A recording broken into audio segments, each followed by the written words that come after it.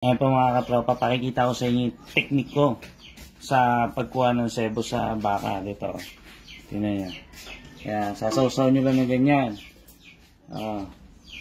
Kailangan medyo malamig na yung ating sabaw pagkatas pakuluan. Tapos makikita nyo dito, ito.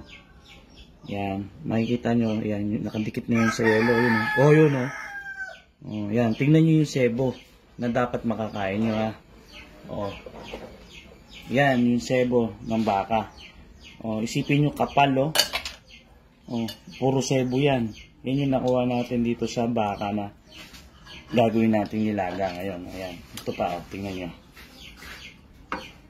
At least ngayon, mahihikop ka ng sabaw. Talagang alam mo na, healthy yung kinakain mo. Tingnan nyo kapal neto. Dito. Tingnan nyo ha. Tingnan nyo. Laki, di ba? Kasi kung ang gagamitin nyo yung iba na yung pangkuha, halimbawa palalamigin nyo lang yung sandok, hindi nyo gaano makukuha yung sebo. Kailangan yelo gamitin nyo. Ganyan. Malinis naman ang yelo, alam nyo naman yan, di ba? Kitang-kita nyo naman, hindi na kailangan sabihin. Tignan nyo to. Tingnan nyo yung sebo na nakukuha. Tingnan nyo yung sebo na dapat ay makakain natin. Isa pa. Tingnan nyo kung gaano pa kakapal, kung gaano karami ang sebo ng baka. Alam naman natin masarap ang baka, pero syempre kailangan natin pangalagaan yung ating kalusugan, lalo na pagka nagkakaedad na tayo. Hindi na masama ito kung aalisin natin yung sebo, di ba? Ito pa, tingnan nyo, kapal. Tagal na yan ha, tingnan nyo pa.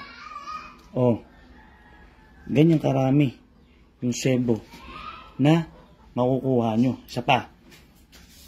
Mamaya papakita ko sa inyo kung gaano kakapal lahat ng sebo na nakuha natin. Kukuha lang kayo ng pang-ipit para hindi dumulas ganyan sa ginawa ko. Ito, tingnan nyo. Diba? Gaano ka effective yan? Napakabisa niyan par.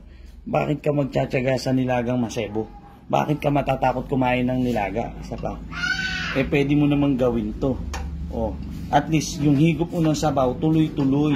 Hindi ka mangangamba. Hindi mo na kailangan bumili ng pineapple juice, man. Ito pa, tingnan niya.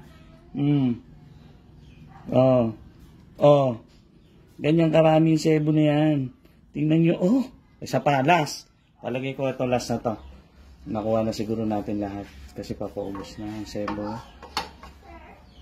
Kasi, syempre, kakainin natin yun eh. Buti kung tayo pabata. Hindi, tayo may edad na. Wala na yata. Ito, kapal pa rin, tingnan nyo ha. Bentong, nag-iingay ka na naman eh. Tapos, tingnan nyo nakuha natin sebo. Kung gaano karami. Pakita ko sa inyo. Bukod pa doon sa may kabila ha. Isipin nyo. Ganito karami yung kakainin yung sebo sa baka nyo. Kapal Grabe. Ito pa, sa kabila. Alam nyo na teknik ha. Sa mga hindi ganyan yelo lang. And then sausaw nyo ganon. Yung ibabaw. Pagkatapos nyan, wala na. Healthy food na siya.